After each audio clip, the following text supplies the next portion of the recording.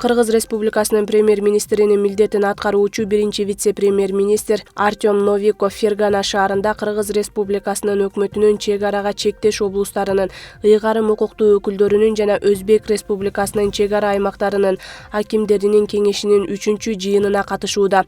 Бул тууралуу өкмөттүн аппаратынын маалыматтык камсыздоо бөлүмү билдирет.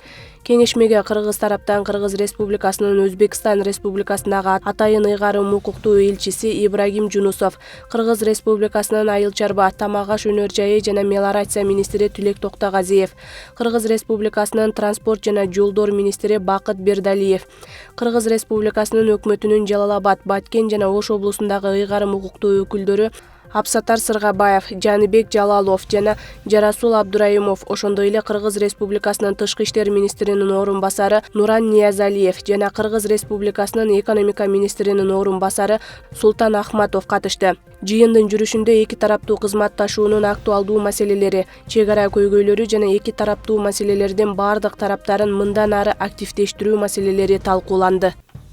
Кыргыз Республикасынын вице-премьер-министри Эльвира Сурабалдиева Бишкекте 5-6 октябрдагы окуяларда жабыркаган жарандар менен жолугушуу өткөрдү.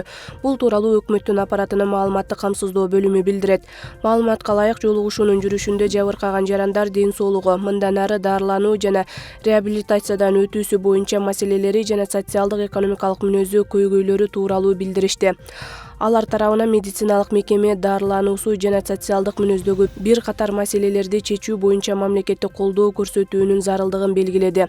Вице-премьер-министр белгилегендей, көрсөтүлгөн маселелер боюнча аларды мындан ары иштеп чыгуу жана чечүү боюнча тапшырмалар берилет. Ар бир жабыркаган адамга ден соолугун көзөмөлдөп, медициналык жардам көрсөтө турган медициналык мекемелерди бекитип беребиз. Өкмөт кезегинде бардык маселелерди көзөмөлдөп турат, деди Эльвира Сурабалдиева. Маданият, маалымат жана туризм министри Нуржигит Кадырбеков Талас областына болгон иш сапарынын алкагында Бакай Ата районунда жайгашкан маданият мекемелери менен жеринен таанышып чыкты. Бул тууралуу министрликтин басма сөз кызматы билдирет. Маалыматка ылайык, райондогу маданият үйүндө куурчак ийрими ачуу, китеп сатуу жана аталган объектинин базасында конференция зал куруу маселелери талкууланып, жалпы эмгек жамаат менен таанышты.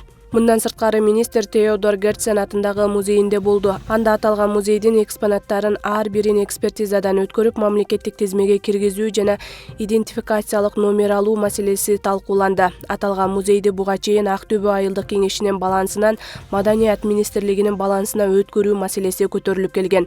Ошол эле иш сапардын алкагында Кадырбеков жергиликтүү маданият үйү жана китепкана кызматкерлери менен таанышып, жергиликтүү бийликтин чечими менен айлык маянанын токтоп калышы жана штаттык бирдиктерде кыскарып кеткендиги жана аны чечүү жолдорун мекеме кызматкерлери менен талкуулады.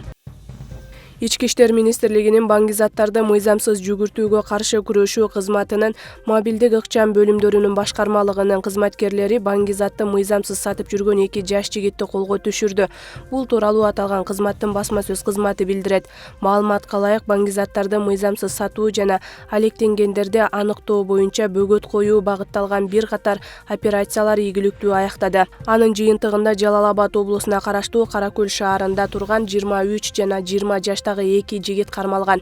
Алардын жанынан кара күрөң түстөгү өзгөчө жыты бар, салмагы 987 грамм болгон зат табылган.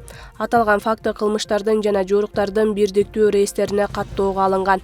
Азыркы учурда жергиликтүү убактылуу кармоочу жайга киргизилип, сотко чейинки өндүрүш жүргүзүлүп жатат.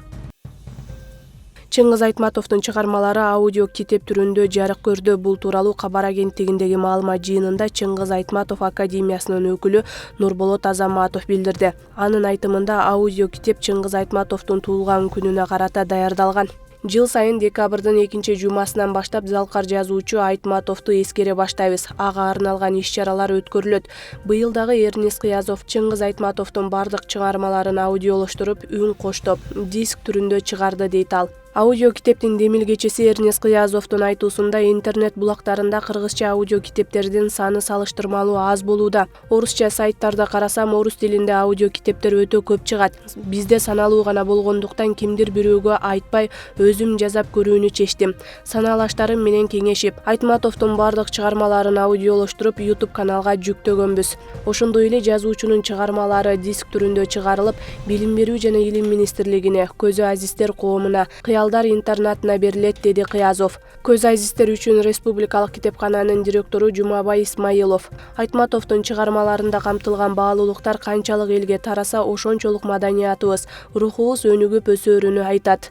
Азыркы учурда жазуучунун чыгармалары аудио түрүндө чыга баштады. Алар дагы биздин коомубузга таралууда. Залкар артисттер Советбек Жумадылов, Тамара Алсеитова, Роза Рыскелдиеванын окугандары өзүнчө керемет. Ал чыгармаларды жакшы түшүнгөнү үн аркылуу берилет. Буйруса бүгүнкү аудио китептер дагы биздин маалымат базарыбызга киргизилет, деп белгиледи Исмаилов. Кыргызстанда декабрь айына карата 289 бала бакча кадимки тартипте иштөөдө. Бул тууралуу Билим берүү жана Илим министрлигинин мектепке чейинки, мектеп жана мектептен сырткары билим берүүчү башкармалыгынын жетекчиси Марат Үсөналиев брифингде билдирди. Анын айтымында Бишкекте 52 жеке, 2 ведомстволук бала бакча иштеп келүүдө. Жалпы 289 мектепке чейинки билим берүү мекемесинин 137си мамлекеттик, 3-өө ведомстволук жана 151 жеке менчик бала бакча иштеп жатат. Буга чейин билим берүү мекемелеринин жетекчилерине, ошондой эле мектепке чейинки билим берүү мекемелеринин менчигинин бардык түрлөрүнүн жана формаларынын директорлоруна жергиликтүү бийлик органдары жана аймактык санэпидем көзөмөл борбору менен макулдашып, мектепке чейинки билим берүү мекемелеринин ишин жандандыруу тапшырылган, дейт ал. Милициянын кайгылуу кызматы алгачкы иш күнүндө жол кыймылынын коопсуздугун көзөмөлдөөгө басым жасады. Муну менен катар коомдук тартипти бузгандар менен күрөшүү да дал ушул кызматтын милдетине кирет. Буга чейин жол кыймылынын коопсуздугун жана коомдук тартипти 2 бөлөк кызмат тескеп келген. Эки түзүмдүн милдеттерин бири аткарат, башкача айтканда коомдук тартипти камсыз кылуу, ошондой эле жол кыймылынын коопсуздугун камсыз кылуу. Ошол эле учурда 102 кызматына түшкөн кайрылуулар боюнча ыкчам жана сапаттуу чара көрүү биздин милдеттерге кирет. Реформалоо этаптарынын бир маанилүү этаптарынын бири болуп саналат. Себеби буга чейин Бишкек шаарында 1 жыл болду милициянын кайгылуу кызматы иштеп атат. Биз эле эмес, жалпы коомчулуктагы бир жакшы натыйжаларын белгилеп атышат. Ош шаарында кайгылуучулар 11 тилкеге бөлүнүп, күнү-түнү иш алып барышат. Тиешелүү аймакта чакыруу түшсө же коомдук тартип бузгандар аныкталса 3 мүнөттөн 5 мүнөткө чейин жаңы түзүм барат. Милициянын кайгылуу кызматына 22 жаңы кызматтык унаа берилип, тиешелүү жабдыктар менен жабдылган. Бизге толугу менен материалдык камсыздоо чечилди.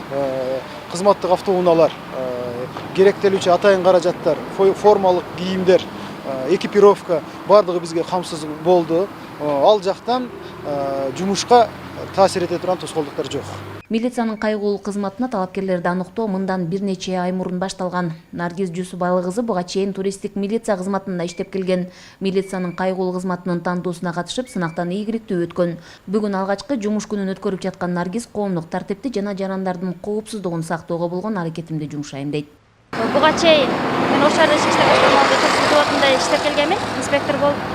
Ага чейинки мезгилдерде мен гражданский болгом. Учурда иштеп жатабыз, элибизге жерибизге кызмат кылуу максатында.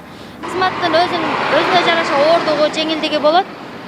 Бизде аял кишиге оор албетте, бирок биздин коллектив аябай дружный болгондуктан бири-бирибизге колдоо көрсөтүп, ишибиз оордугу деле анча билинбейт.